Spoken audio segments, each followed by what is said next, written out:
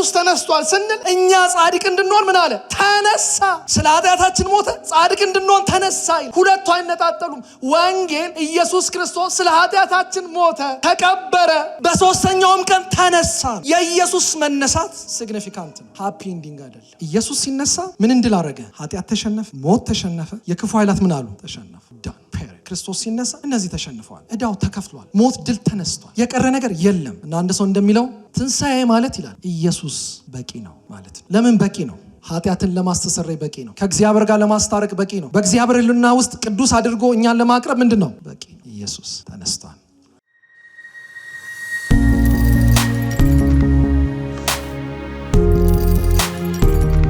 አንደኛ ቆሮንቶስ ምዕራፍ 15 ከ1 እስከ 20 ያለውን አልፎም አንብበውልን ነበረ። ስለዚህ ቅድም በጉባኤ ስለተነበበ እኔ አላነበውም። ቆንጆ አድርገው አንብበውልናል። ተባረኩ። ስለዚህ ከዛ ክፍል ነው የምንነጋገረው። ምናልባት ርዕስ ካስፈለገ እንግዲህ ወይ ተረጋግጧል በሚለው ብትይዙ ትችላላችሁ። ተረጋግጧል የሚል ጥቂት ሀሳብ ነው የምናገረው። እንግዲህ አንደኛ ቆሮንቶስ 15 ብዙዎቻችሁ እንደምታውቁት ከጳውሎስ መልእክቶች ውስጥ ስለ ትንሣኤ ሰፊ ማብራሪያ የሚሰጠን አንደኛ ቆሮንቶስ 15 ነው። በዛን ያህል ዴብዝ ያለው፣ በዛን ያህል የተብራራ፣ በዛን ያህል ሰፊ የሆነ ስለ ትንሣኤ የሚያወራ ክፍል አናገኝም። አይደለም በጳውሎስ መልእክት ውስጥ፣ በመላው አዲስ ኪዳን ውስጥ የዛን ያህል ሰፋ ያለ ክፍል ልታገኙ አትችሉም። ስለዚህ ከሌላው የቆሮንቶስ መልእክቶች ጋር እንዴት ይገናኛል ከማለታችን በፊት ራሱ ቁጥር ምዕራፍ 15 በጣም ዩኒክ ነው። በተለይ ለክርስትና እምነት መሰረትን ከጣሉልን የአዲስ ኪዳን ምንባባት መካከል ዋናውና ወሳኙ የምንለው አንደኛ ቆሮንቶስ 15 ነው። ምናልባት አንደኛ ቆሮንቶስ 15 ባይኖር ብላችሁ አዲስ ኪዳንን አስቡት እስቲ። ብዙ ነገር ለመረዳት በተለይ ስለ ሪዘሬክሽን፣ በተለይ ስለ ትንሣኤ ለማውራት በጣም እንቸገር ይሆናል ብዬ አስባለሁ። ስለ አንደኛ ቆሮንቶስ 15 እግዚአብሔር ይመስገን በጣም የተብራራ ትንሣኤውን በቃ በደንብ እንድንረዳው ስለ ኢየሱስ መነሳት ብቻ ሳይሆን ስለኛ ደግሞ ፊውቸር ሪዘሬክሽን፣ ስለኛ ደግሞ ትንሣኤም ጭምር ያወቅንበት ትልቅ ክፍል ነው ብዬ አስባለሁ። አንዳንድ ጊዜ ምዕራፍ 15 ከሌላው የቆሮንቶስ መልእክቶች ጋር ይሄዳል አይሄድም ወይ ግንጥል ይመስላል፣ ግን አይደለም። አንደኛ ቆሮንቶስ 15ን ስትመለከቱት ከሌላው የቆሮንቶስ መልእክቶች ጋር በተወሰነ መልኩ እንደሚያያዝ ተስፋ አደርጋለሁ። አስተውለን ግን ስንመለከተው ብዙ የሚያያዝ ነገር አለው። የምታስተውሱ ከሆነ በመልእክቱ መጀመሪያ በክርስቶስ ኢየሱስ ስለተሰጣቸው የእግዚአብሔር ስጦታ ይነግራቸው ነበር አይደለ? ይህም ህዝቡ እንዲሆኑ እንዲሁ በጸጋ እንደጠራቸው ይነግራቸዋል። እንደውም መጠራታችሁ ምን በሉ አስታውሱ፣ ምንም የላችሁም፣ ዩኒክ አይደላችሁም፣ በቃ እንዲሁ እግዚአብሔር ጠራችሁ ብሎ ሲነግራቸው እንመለከታለን። ያ ብቻ ግን አይደለም። በተደጋጋሚ ጳውሎስ በተለይ የቆሮንቶስ መልእክትን ስትመለከቱ ለጌታ ኢየሱስ ያላቸውን መሰጠት ኮሚትመንት ከእንደገና በተደጋጋሚ እዛ መልእክቶቹ ላይ ያስታውሳቸዋል። ብዙ መጥቀስ እንችላለን። እዚህ ላይ ምዕራፍ 1 ላይ መውሰድ ትችላላችሁ። ምዕራፍ 2 ቁጥር 8፣ ምዕራፍ 5፣ ምዕራፍ 8፣ ምዕራፍ 10 ብዙ ምዕራፎችን መውሰድ ትችላላችሁ። ሪኮል ያደርግላችኋል ለጌታ ኢየሱስ ከእንደገና ኮሚትመንታቸውን እንዲያድሱ ማለት ነው። ደግሞም ከሁሉ በላይ የተሰቀለውን ጌታ ኢየሱስ ክርስቶስን እንዲያስቡ ያደርጋቸዋል አይደለም? እንግዲህ እኛ ማንን እንሰብካለን አለ ገና ምዕራፍ 1 ላይ የተሰቀለውን ክርስቶስን እንሰብካለን። አይሁድ ምልክትን ይሻል፣ የግሪክ ሰው ጥበብን ይፈልጋል፣ እኛ ግን የተሰቀለውን ክርስቶስ ምን እንላለን? እንሰብካለን ይላል። ብቻ ብዙ ነገር ይላቸዋል። ግን ከሁሉ ከመልእክቱ ግን ምዕራፍ 15 ሊገናኝበት የሚችለው ሀሳብ ምንድነው ካለን በተደጋጋሚ ጳውሎስ አንድ ወሳኝ የሆነ ሀሳብ ቆሮንቶስ ላይ ያነሳል። እሱ ምንድነው ካላችሁኝ ይሄኛው ዘመን this age ይሄ የምንኖርበት ዘመን ምን ይላል? ያከትማል ወይም ማብቂያ አለው የሚል ሀሳብ አለው። ስለዚህ ሁል ጊዜ ይሄንን እያሰብን አንድ ነገር አንቲሲፔት እያደረጉ አንድ ነገር እያሰቡ እንዲኖር ይፈልጋል። እሱ ምንድነው? ፍርድ፣ ከደግሞስ ትንሣኤን ጀጅመንት ብትሉ ሀሳብ ትዝላችኋል። ምዕራፍ 3 ላይ ስራው ይፈተናል። ምዕራፍ 5 በፍርድ ወንበር ፊት ምን እንላለን? እንቆማለን እያለ ይሄ ጀጅመንትን ሀሳብ ያሳያቸዋል። ያ ብቻ ግን ደግሞ አይደለም። ምዕራፍ 15 ጋር የሚያያዝ በምንድነው? ሪዘሬክሽን የሚባል ቀን አለ። ይሄኛው ኤጅ ሲያልፍ የሆነ ቀን ይመጣል። የኛ ህይወት እዚህ አያበቃም። ትንሣኤ የሚባል ነገር አለ። ስለዚህ እሱን አንቲሲፔት እያደረጋችሁ እሱን እያሰባችሁ ይሄ ዘመን እንደሚያልቅ እያሰባችሁ ኑሩ እያለ ብቻ ቆሮንቶስ እዚህም እዛም ብዙ የሚነካካው ነገር አለ። ግን አሁን እኛ ወደ ምንነጋገርበት ምዕራፍ 15 ስንመጣ ምዕራፍ 15 ሁላችሁም እንደምታውቁት 58 ቁጥሮች አሉት። በጣም ረጅም ነው። ግን ሁሉንም ስንጠቀልለው የሚያወራው ስለ ኢየሱስ ክርስቶስ ትንሣኤና ደግሞ ስለ ቅዱሳኑ ምን የወደፊት ትንሣኤ የሚያወራ ክፍል ነው። እንደው ስትራክቸር ለማያስስ ከፈለጋችሁ ከቁጥር 1 እስከ 11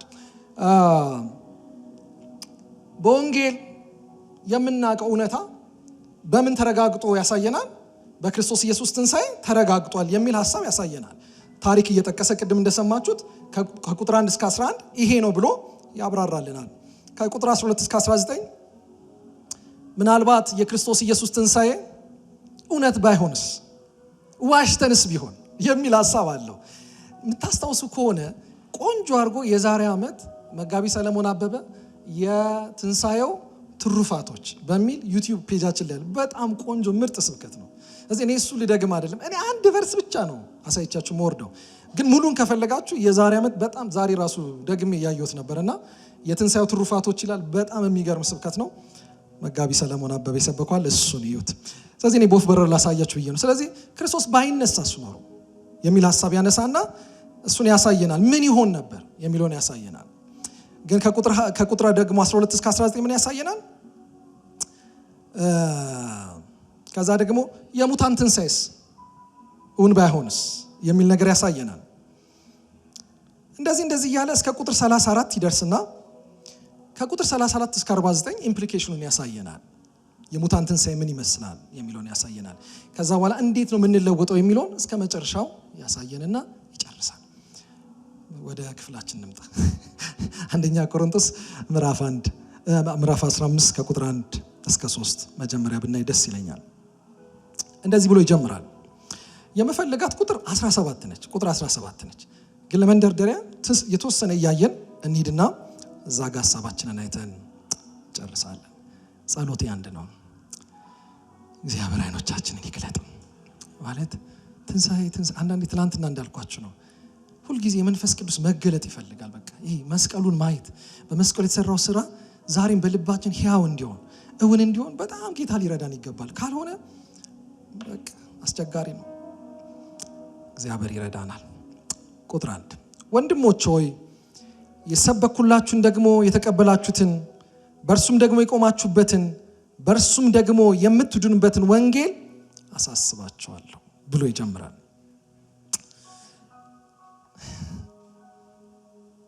ደስ ይለኛል። ምዕራፍ 15 አጀማመሩ ነው ገና የምወደው። ምን ብሎ ነው የሚጀምረው? ወንድሞች ሆይ የሰበክንላችሁ እኛ ለእናንተ የሰበክንላችሁ ደግሞ እናንተ ምን ያላችሁትን የተቀበላችሁትን ይህ ብቻ አይደለም። የሰበክንላችሁ የተቀበላችሁትን ብቻ አይደለም፣ ያቆማችሁበትን ደግሞም የምትድኑበትን ወንጌል አሳስባችኋል። ባጭሩ ወንጌል ምን እንደሆነ ባጭሩ ለማስቀመጥ ጳውሎስ በቀጣይ ቁጥር እያመቻቻቸው ነው። የትኛው ወንጌል? የቆማችሁበት። የትኛው ወንጌል? የምትድኑበት። አሁን ማወራችሁ ወንጌል የዳናችሁበት ነው፣ ደግሞ የቆማችሁበት ነው። ስለዚህ አሁን አፒታይታችሁን ይከፍታል። ወንጌል ምንድን ነው ወደሚል የሆነ ነገር ጳውሎስ ሽፍት እንድታደርጉ ያደርጋል። የቆማችሁበትን የምትድኑበትን ወንጌል ከእንደገና ምን እላችኋለሁ? አሳስባችኋለሁ። መቼም በከንቱ ካላመናችሁ በቀር ብታስቡት በምን ቃል እንደሰበኩላችሁ አሳስባችኋለሁ። እዚህ የሰበኩላችሁን ወንጌል ላሳስባችሁ እወዳለሁ። እግዚአብሔር ይመስገን። ይህ ወንጌል ምንድን ነው? ይህ ወንጌል ምንድን ነው? የሰበክንላችሁ የተቀበላችሁት ይህ ብቻ አይደለም፣ የቆማችሁበት ደግሞ የምትድኑበት ወንጌል ምንድን ነው? ወንጌል ባጭሩ ምንድን ነው? ይህ ወንጌል ምንድን ነው? ቁጥር 3 ወንጌል ይሄ ነው ባጭሩ። እኔ ደግሞ የተቀበልኩትን ከሁሉ በፊት አሳልፌ ሰጧችሁ እንዲህ ብዬ። መጽሐፍ እንደሚል ክርስቶስ ስለ ኃጢአታችን ሞተ፣ ተቀበረ። መጽሐፍ እንደሚል በሶስተኛው ቀን ተነሳ። ወንጌል ምንድን ነው? ይሄው ምንድን ነው? ክርስቶስ ኢየሱስ ስለ ኃጢአታችን ሞተ፣ ተቀበረ። መጽሐፍ እንደሚል በሶስተኛው ቀን። በቃ አብሪጅድ ቨርዥን ኦፍ ጎስፕል ከተባለ አጠር ያለች የወንጌል ስብከት ከፈለጋችሁ በጣም መወዳቸው ክፍሎች ሁለት ናቸው። አንደኛ ቆሮንቶስ ምዕራፍ 15 ቁጥር 3 እና ሮሜ 1 ከ1 ጀምሮ ማንበብ። በቃ ሁለቱ ቢያንስ በአዲስ ኪዳን ውስጥ ያሉ እነዚህ ምዕራፎች ከያዛችሁ ይበቃቸው። ወንጌል ምንድነው? ወዲያው በቃ ማይንዳችሁ ላይ ሊመጡ የሚገቡ እነዚህ ናቸው። ወንጌል ምንድነው? ብዙ አይደለም። ወንጌል ግልጽ ነው። መጽሐፍ እንደሚናገር ክርስቶስ ኢየሱስ ስለ ኃጢአታችን ምን አለ? ሞተ፣ ተቀበረ፣ በሶስተኛውም ቀን ተነሳ።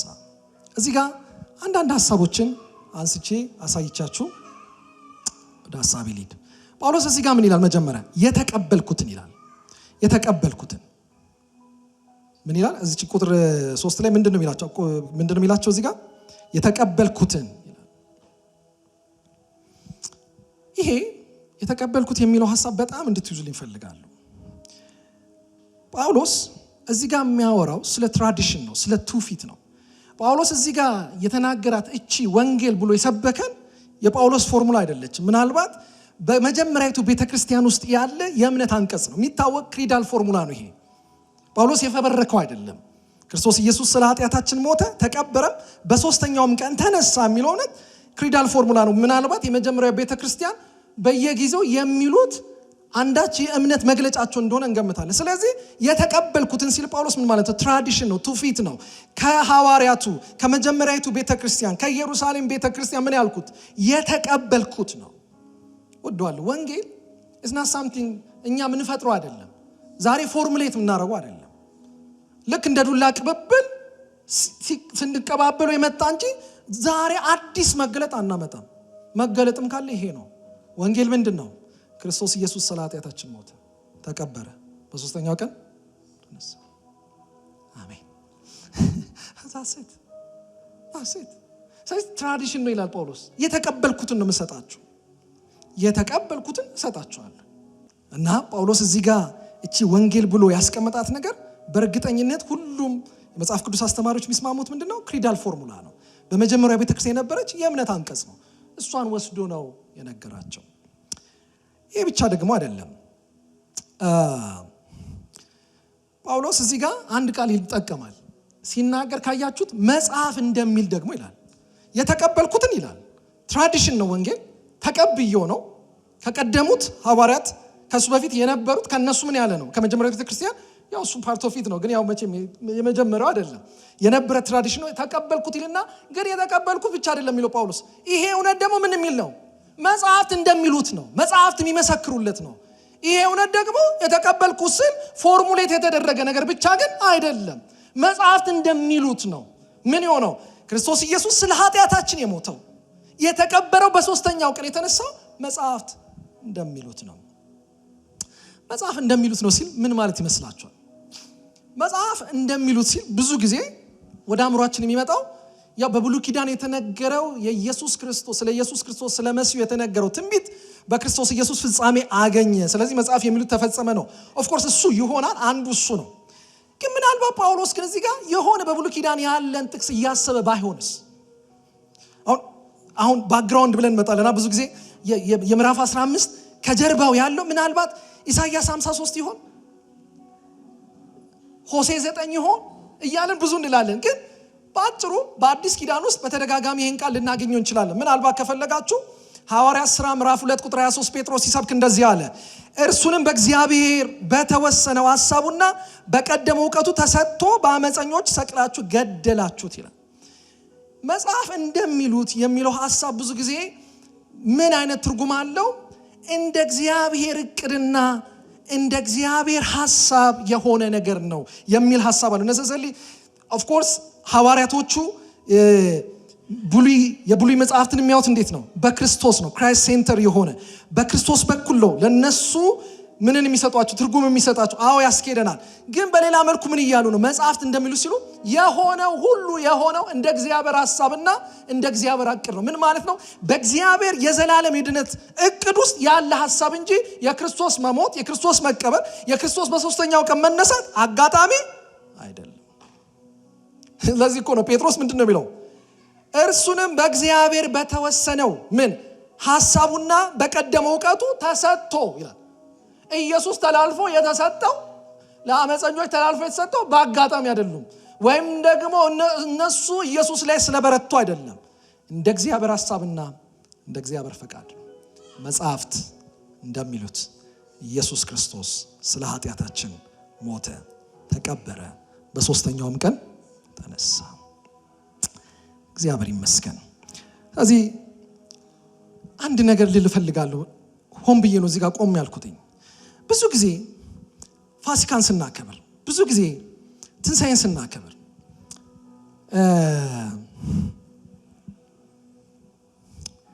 ድነትን ስናወራ አንድ በጣም የምታዘበው ነገር አለ። እኔ ብቻ አይደለም፣ ብዙ ሰዎች የሚታዘቡት ነገር ነው።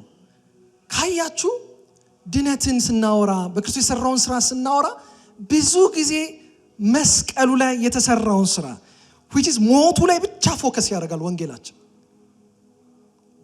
እንዳደነግጡ ስህተት ነው አይደለም።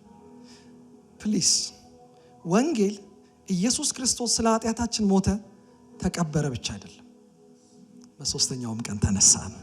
ዛሬ እቺን ነው ላወራችሁ ፈለኩት። ብዙ ጊዜ we tend to በቃ ፎከስ on the cross፣ የክርስቶስ ሞት ላይ፣ ስቃዩ ላይ፣ ሰፈሪንጉ ላይ ነው። ወንጌል ግን ይሄ ብቻ አይደለም። the whole concept of gospel ካውንታን ወንጌል ምንድነው ካለ ኢየሱስ ስለ ኃጢአተኞች መሞቱ ብቻ ሳይሆን መቀበሩ ብቻ ሳይሆን በሶስተኛውም ቀን መነሳቱ ነው። ድነት ያስገኘልን የኢየሱስ ሞት ብቻ ሳይሆን ትንሣኤውም ነው። እነዚህ ሁለት ነገሮች በጣም የምንረዳቸው አይመስለኝም። አንዳንዴ መዝሙሮቻችንን አስቡት፣ ብዙ ነገሮቻችንን ፎከስ ብናደርገው አስቡ። ትክክል ነው። የተከፈለው ዋጋ እውነት ነው። ሞቱ እውነት ነው። ትንሣኤው ባይኖር ግን ሞቱ ትርጉም አይኖረውም። ስለዚህ ወንጌልን ሲነግረን ሞተ፣ ተቀበረ፣ ተነሳ ነው እንጂ ኢየሱስ ክርስቶስ ስለኛ ኃጢአት ዋጋ ከፈለ፣ ሞተ ብቻ አይደለም። ያ እውነት ነው፣ ግን ሙሉ እውነት አይደለም። ድነትን ስናስብ ሁለቱም የኢየሱስ ክርስቶስ ስራዎች እንዳስገኙልን ልናስብ ይገባል። በመስቀል መሞቱም ደግሞም መቀበሩ መነሳቱም ነው ወንጌል።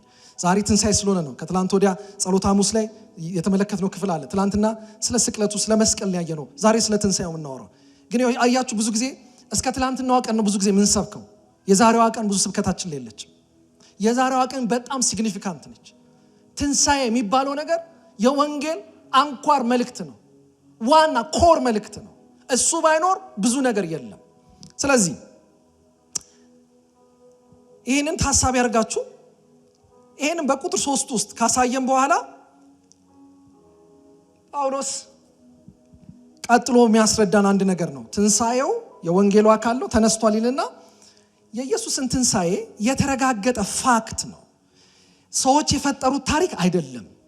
በመጽሐፍት የተጻፈ ነው። ወንጌል ላይ የምናገኘው ስቶሪዎች አምጥቶ ለዚህ ነው ኢየሱስ ተነስቷል የምንለው ይላል። ምን ይላል ቀጥሎ? እነዚህም በማንበብ ነው ማልፋቸው፣ አላብራራቸው። ለኬፋ ታየ፣ በኋላም ለ12ቱ። እውነት እኮ ነው የኢየሱስ መነሳት። ትንሣኤው የሚታወቅ ታሪክ ነው። አስቡት እንግዲህ እኛ ያለንበት ዘመን ላይ አይደለም ጳውሎስ ያለው። ጳውሎስ ለታሪኩ በጣም ቅርብ ነው። ምናልባት እንግዲህ ቆሮንቶስን በስንት ጻፈው እንበል፣ እንደዚህና እንደዚህ ይከራከራሉ። ግን አስቡት በጣም ግማሽ ምዕተ ዓመት እኮ ነች። ብዙ አልሄደም። እንደው የኢየሱስ ሞትና ትንሣኤ የሚወራበት ዘመን ላይ ነው የሚኖረው። እንደኛ ሩቅ አይደለም። ስለዚህ ለሱ ሲያወራ ቀላል ነው። ምን ብሎ እንዴ የኢየሱስ መነሳት እንዴ የሚታወቅ እኮ ነው። እንዴት ለኬፋ ታየ፣ በኋላ ለ12ቱ፣ ከዚያም በኋላ ከ500 ለሚበዙ ወንድሞች በአንድ ጊዜ ታየ። ከነርሱም የሚበዙ እስካሁን አሉ፣ አንዳንዶች ግን አንቀላፍተዋል፣ አይተውታል። ምስክሮች ናቸው። የምናውቀው ታሪክ ነው። በእኛ መካከል እኮ የትንሣኤ ምስክሮች አሉ። አረ እሱ ብቻ አይደለም። ከዚያ በኋላ ለያዕቆብ ኋላም ለሐዋርያት እኮ ታየ። ከዛስ በኋላ አሁን የሚገርማችሁ ይሄ ነው። አረ ከሁሉ በኋላ እንደ ጭንጋፍ ለመሆን ለኔ ደግሞ ምን አለኝ? ታየኝ። ኢየሱስ ተነስቷል። የተፈጠረ ታሪክ አይደለም እናወራው። እኔ ከሐዋርያት ሁሉ የማንስ ነኝና የእግዚአብሔርን ቤተክርስቲያን ስላሳደድኩ ሐዋርያ ተብዬ ልጠራ የማይገባኝ ነበርኩ። ነገር ግን በእግዚአብሔር ጸጋ ሆንኩ ነኝ። ለኔም የተሰጠኝ ጸጋው ከንቱ አልነበረም። ከሁላችሁ ልክ ደከምኩ። ዳሩ ግን ከኔ ጋር ያለው የእግዚአብሔር ጸጋ ነው እንጂ እኔ አይደለሁም። ከዛ ጳውሎስ እንደዚህ ጠይቃቸዋል። እውነት ከሆነ ትንሣኤ እውነት ከሆነ የሁሉ ምስክሮች ካሉት ቁጥር 11 ላይ እንደዚህ ይላል፣ እንግዲህ እኔ በሆነ እነርሱም ቢሆኑ እንዲሁ እንሰብካለን፣ እንዲሁም አመናችሁ። በቃ አመናችሁት ወንጌል ይሄ ነው። ኢየሱስ ክርስቶስ ምን ብሏል? ተነስቷል። ከዛ በኋላ ግን እንደው የሰበክናችሁ ወንጌል ክርስቶስ ከሙታን እንደተነሳ የሚሰበክ ከሆነ ግን ከናንተ አንዳንዶቹ ትንሣኤ ሙታን የለም እንዴት ይላሉ? ይሄ እኮ የተረጋገጠ እውነት ነው። ግን በእናንተ መካከል ትንሣኤ ሙታን የሚሉ አሉ፣ የለም የሚሉ አሉ። እንዴት ይሆናል ይልና ያው ወደ መፈልጋት ክፍል እየወረድኩኝ ነው። ትንሣኤ ሙታን ከሌለ ምን ይመስል ነበር ህይወት? የባለፈው ዓመት ስብከት ስለሆነ ሄዳችሁት። ትንሣኤ ሙታን ከሌለ ክርስቶስ አልተነሳም፣ ውሸትም።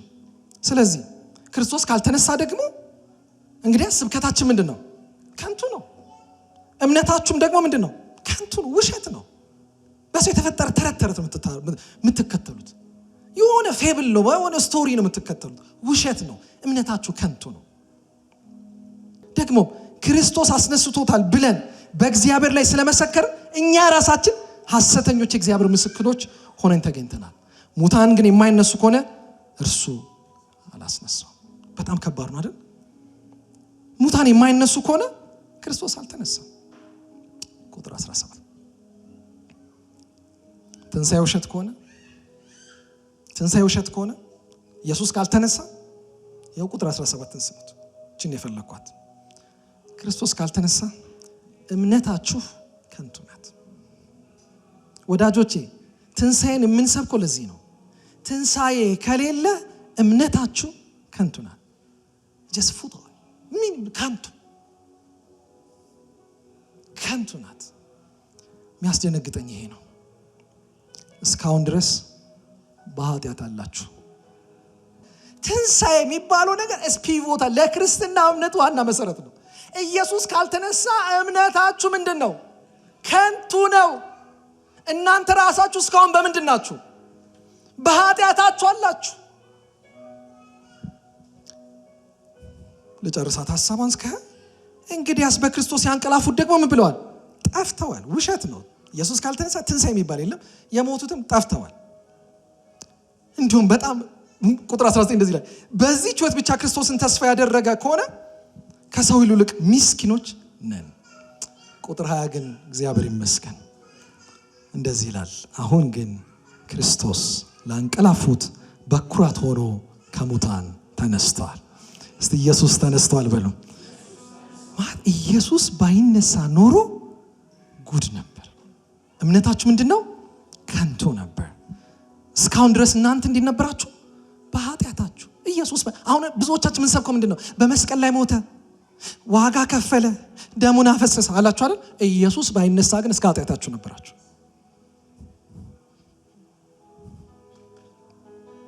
እንዴ እንደዚህ ነው እንዴ ነገሩ?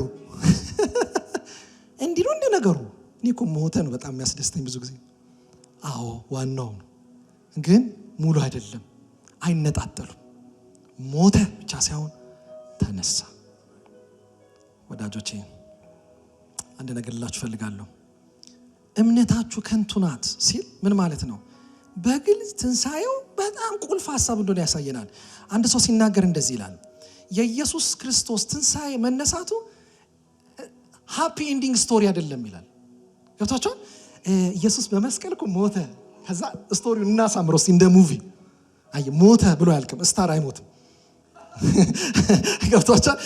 ዋና ገጸ ባህሪ አይሞትም። ስለዚህ የግድ እንጨምርበት። ምን ይሁን? ተነሳ። ከዛ ሃፒ ኤንዲንግ የስ ኢየሱስ ከዚህ እኮ አይዘልም የአንዳንዶቻችን መገለጥ። የኢየሱስ ክርስቶስ ትንሣኤ ሃፒ ኤንዲንግ አይደለም፣ የሚያምር የታሪኩ ድምዳሜ በቃ የሆነ ነገር እንዳይመስላችሁ። አሜን። ልጨርስ እኮ ነው በጣም ሰው ልጨርስ ነው። ሃፒ ኤንዲንግ አይደለም ማለት እስከ መስቀሉ አድርሰውት እንዴት ይዝጉት? አይ መዝጊያም ያስፈልጋል ማለት መስቀል አድርሰ ነው። የወንጌል ጸሐፊዎች መስቀል አድርሰ ነው ብንተው ጥሩ አይደለም። ቆንጆ እንኳ የፊልም ደራሲ ሃፒ ኤንዲንግ አለው። ዋና ገጸ ባህሪ ምን አይልም አይሞትም ብሎ ያስነሷል። እንደሱ እንዳይመስላችሁ የክርስቶስ ኢየሱስ ትንሣኤ የእምነታችን መሰረት፣ የስብከታችን ዋና ነው ይለናል። ግን ልቀጥል። ጳውሎስ እምነታችሁ ከንቱ ናት ብቻ አይደለም የሚለው ዋና መፈልጎችን ፍሬዝ ነው። እስካሁን ድረስ በኃጢአታችሁ አላችሁ ይላል። ኢየሱስ ካልተነሳ አሁን በኃጢአታችሁ ናችሁ። ይህን ጥያቄ ልጠይቁ ትችላላችሁ። የመጀመሪያው እኔም ወደ አእምሮ የሚመጣው ይሄ ነው። ይሄን ቨርስ ሰማ የመጀመሪያው ወደ አእምሮአችን የሚመጣው ልንጠይቀው የምንችለው ጥያቄ ይሄ ነው። ምን ኢየሱስ ስለ ኃጢአታችን በመስቀል ላይ ሞቶ ነፃ ካወጣ ከሞት መነሳት አለመነሳቱ ምን ያገናኘዋል? በቃ አይደለ? ደሙን በማፍሰሱ የኃጢአት ዕዳ ተካፍሏል። ቢነሳስ ባይነሳስ በቃ ኢየሱስ እኮ ሞቷል፣ ስለ ኃጢአቴ የሚከፈለውን ዋጋ ከፍሏል ብላችሁ ታስቡ ትችላላችሁ። በፍጹም መጽሐፍ ቅዱስ እንደሱ ብቻ አስቀምጠው። ለዚህ ጥሩ መደላደል የሚሰጠን ሮሜ ምዕራፍ 4 ከቁጥር 24 እስከ 25 እግዚአብሔር ይመስገን። እኔ ይህንን ሳወራ ደስ ይለኛል። ነገር ግን እግዚአብሔር ጽድቅ አድርጎ ለሚቆጥርልን ተዘጋላችሁ። ምዕራፍ 4 ስለ አብርሃም ያወራል። አብርሃም በእግዚአብሔር አመነ፣ ጽድቅ ሆኖ ተቆጠረለት። ባይዘው የአብርሃም እምነት በምንድን ነው ያመነው? አብርሃም በትንሣኤ ነው ያመነው። አትርሱት፣ ሁልጊዜም አብርሃም በትንሣኤ ነው ያመነው። ሙት የሆነው የሳራ ማህፀን የሚቀጥል ዘር አለ ብሎ ትንሣኤን አንቲሲፔት አድርጓል አብርሃም። ስለዚህ አብርሃም በትንሣኤ ነው ያመነው። እንግዲህ እኛ የአብርሃም ልጆች ከሆንን አብርሃም በትንሣኤ ነው ያመነው ነው የሚለን ጳውሎስ። እኮ እንደዛ ነው የሚላችሁ። ሄዳችሁ ምዕራፍ 4 ስታነቡ አብርሃም በምንድን ነው ያመነው? በትንሣኤ። አብርሃም በምንድን ነው ያመነው? በትንሣኤ። ከዛ ቁጥር 24 ላይ እንደዚህ ነው፣ ነገር ግን እግዚአብሔር ጽድቅ አድርጎ ለሚቆጥር ለኛ ጌታችን ኢየሱስን ከሙታን ባስነሳው በእርሱ ለምናምን ለኛ ጭምር ነው። ለአብርሃም ብቻ አይደለም፣ ለኛም ምንድን ነው? ጽድቅ አድርጎ ይቆጥርልናል።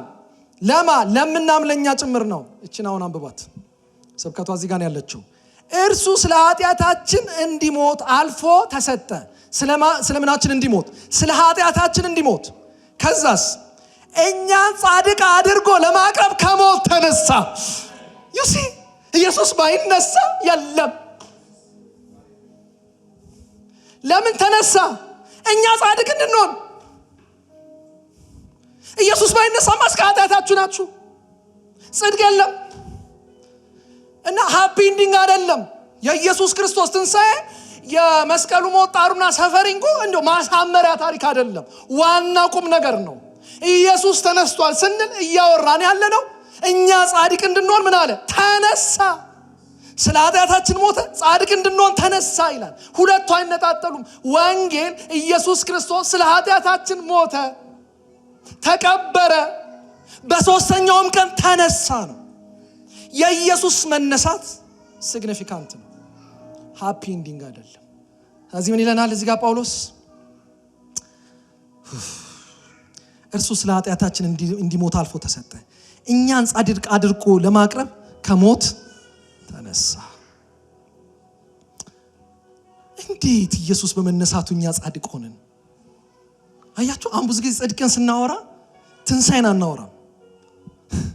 ጽድቅን ስናነሳ ዝም ብላችሁ ራሳችሁን አስተውሉት። ወደ አእምሯችሁ ቶሎ የሚመጣላችሁ ምንድን ነው? የክርስቶስ ኢየሱስ አቶኒንግ ዴዝ አይደለ? የማስተሰሪያ ሞቱ ነው ይመጣላችሁ እንጂ ትንሣኤው አይመጣላችሁ። ሐዋርያው ጳውሎስ ግን ሲጽፍልን ኖ አዎ ሞቱ ስለ ኃጢአታችን ነው፣ ኢየሱስ መነሳቱ ደግሞ ስለ ጽድቃችን ነው። እሱ በመነሳቱ ነው ጻድቅ የሆነው ይለናል። እንዴት? አያችሁ፣ እግዚአብሔር ክርስቶስን ከሙታን ሲያስነሳው ምን እያለን ነው? እያለን ያለነው አንድ ነገር ነው። ክርስቶስ ስለ ኃጢአታችን የከፈለውን ሁሉ የሰራው ስራ እንደተፈጸመ ምንም የቀረ ነገር እንደሌለ አረጋገጠ ማለት ነው። እግዚአብሔር አፕሩቭ አደረገው። ክርስቶስ ኢየሱስን ከሙታን ሲያስነሳው ምን ማለት ነው? ስለ ኃጢአት ሊከፈል የተገባው ሁሉ ተከፍሏል። ኢስ ፔድ፣ ኢስ ደን፣ ኢስ ኮምፕሊትድ። ምንም የቀረ ነገር የለም። አሜን። ምንም የቀረ የለም በሱ ሞት ውስጥ። ስለ ኃጢአት የተከፈለ ሁሉ እግዚአብሔር ምን አደረገው? አፕሩቭ አደረገው፣ ተረጋገጠ። የኢየሱስ መነሳት ምንድነው የምንለው? ቬንዲኬት አደረገው ነው የምንለው አይደለ? ስንናገር ምን ማለት ነው? እግዚአብሔር ምን አደረገው? ቬንዲኬት እኮ የሚለው በጣም ከባድ አማርኛው ያመጣም ሁሉ ጊዜ። ብቻ እግዚአብሔር አረጋገጠለት። በቃ ተመልሼ እዛ ጋር መጣሁ። አረጋገጠው። አንደኛ ጻድቅ መሆኑን ያረጋገጠው። ለምን? በአይሁድ ሸንጎማ ፈርዶበት ሰቀሉት። እግዚአብሔር ግን ኖ ጻድቅ ነው ብሎ አስነሳው። አሜን ትላላችሁ? እግዚአብሔር አረጋገጠው የክርስቶስን ጽድቅ፣ ቬንዲኬት አደረገው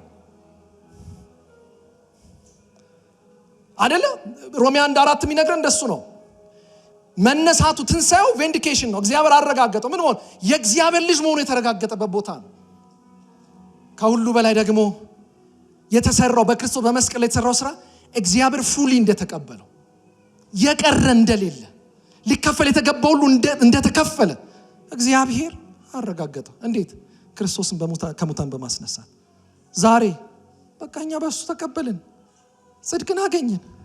ኢየሱስ ባይነሳስ እስካሁን እስከ ኃጢአታችሁ ነበራችሁ። የተነሳው ጌታ እስቲ ክብርና አንቱ ሃሌሉያ። ይሲ ኢየሱስ ባይነሳ እስከ ኃጢአታችሁ ነበራችሁ። አሁን ግን ኢየሱስ ምን ብሏል? ተነስቷል። ስለምናችሁ? ስለ ጽድቃችሁ፣ ጻድቅ እንድትሆኑ righteousness፣ በእግዚአብሔር ፊት ተቀባይነትን ልናገኝ። ስለዚህ እግዚአብሔር ለምን አስነሳው ካለን ፍጹም ያ መስዋዕት እግዚአብሔር ምን ብሎታል? አርክቶታል፣ ተቀብሎታል። is done, is paid, is completed። የቀረ ነገር የለም። ሃሌሉያ። ጌቲንግ ምን እያልኳችሁ ነው? ክርስቶስ ኢየሱስ በሌላ አነጋገር ባይነሳ የድነታችን ስራ አይጠናቀቅም ነበር። ትንሣኤ ባይኖር ድነታችን አይጠናቀቅም ነበር። አያችሁ፣ በትንሣኤው 3 ነገሮች አይደለም ሁሌ የምናወራው። ኢየሱስ ሲነሳ ምን እንድል አደረገ? ኃጢአት ተሸነፈ፣ ሞት ተሸነፈ፣ የክፉ ኃይላት ምን አሉ? ተሸነፉ። ዳን ፔሬድ። ክርስቶስ ሲነሳ እነዚህ ተሸንፈዋል። እዳው ተከፍሏል። ሞት ድል ተነስቷል። የቀረ ነገር የለም። እና አንድ ሰው እንደሚለው እንደዚህ ልበል፣ ትንሣኤ ማለት ይላል ኢየሱስ በቂ ነው ማለት ነው። ለምን በቂ ነው? ኃጢአትን ለማስተሰረይ በቂ ነው። ከእግዚአብሔር ጋር ለማስታረቅ በቂ ነው። በእግዚአብሔር ሕልውና ውስጥ ቅዱስ አድርጎ እኛን ለማቅረብ ምንድነው? በቂ ነው። ኢየሱስ ተነስቷል። ስለዚህ እስከ ኃጢአታችን አይደለንም፣ በእግዚአብሔር ፊት ጸድቀናል። እስቲ ክብርና አንቱ። ዋው! አይገርምም? ባያቁ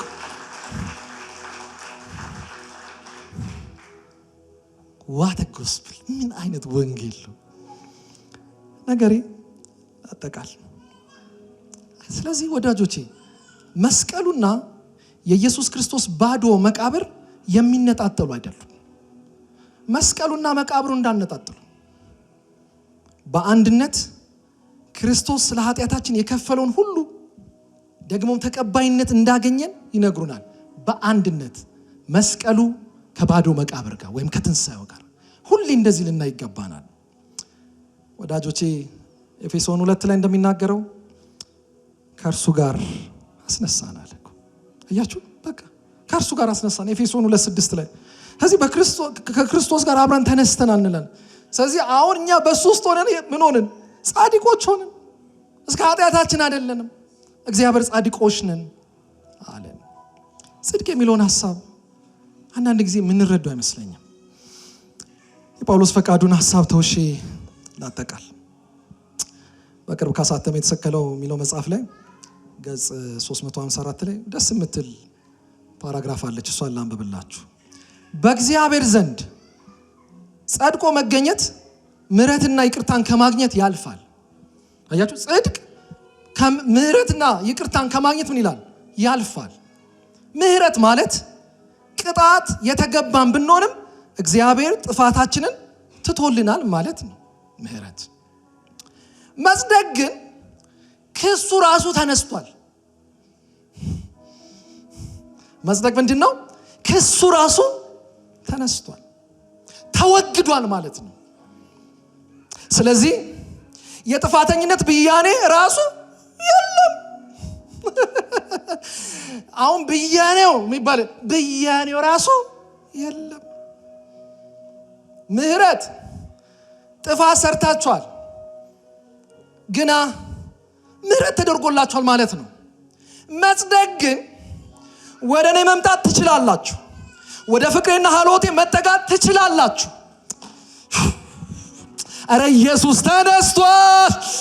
ዛሬ ቆመ ማምለክ የቻልነው በእግዚአብሔር ሕልውና መግባት የቻልነው ኢየሱስ ስለተነሳ ነው። ባይነሳ እስከ ኃጢአታችሁ ነበራችሁ። በእግዚአብሔር ፊት መቅረብ አይቻልም፣ ወደ እግዚአብሔር ሕልውና መግባት አይቻልም። አሁን ነው መዘመር ተነስቷል እያለ ተውኝሽ ልጨርስ። ወደኔ መምጣት ትችላላችሁ፣ ወደ ፍቅሬና ሐውለቱ መጠጋት ትችላላችሁ ማለት ነው። ይቅርታ ዕዳችንን በማሰረዝ ከቅጣት ያተርፈናል። መጽደቅ ደግሞ በእግዚአብሔር ፊት በጽድቅ የመቆምን እድል ይሰጠናል። ጻድቆች ሆነን ለምን? ኢየሱስ ክርስቶስ ከሙታን ስለተነሳ። ክብር ለጌታ ይሁን። ወዳጆቼ ያለ ትንሣኤው መጽደቅ የለም። ፒሪድ። አሁን ብዙ ጊዜ ጽድቅን ከምን ጋር እንደምናገናኘው አይ ኖ ኢት፣ ግን መጽሐፍ ቅዱሳችሁን በዚህ መልክ ይዩት። እንግዲያውስ ክርስቶስ ካልተነሳ እምነታችሁ ከንቱ ነው፣ እስካሁን ድረስ እስከ ኃጢአታችሁ ናችሁ። ነገር ግን ሮሜ ላይ እንደሚነግረን ክርስቶስ ኢየሱስ ስለተነሳ ዛሬ እኛ የእርሱን ጽድቅ አግኝተናል። ወዳጆቼ ኢየሱስ ተነሳ፣ ጽድቅን አገኘን። ስለዚህ ወንጌል ሁለቱንም ይይዛል። ኢየሱስ ሞቷል፣ ኢየሱስ ተነስቷል። በሞቱ ለኃጢአት የሚገባውን ሁሉ ምን አለ? ከፈለ። በመነሳቱ ደግሞ ያን ጽድቅ ሰጠን። ኢየሱስ ክርስቶስ ስለ ኃጢአታችን ሞተ፣ ተቀበረ፣ በሶስተኛውም ቀን ተነሳ። ሃሌሉያ።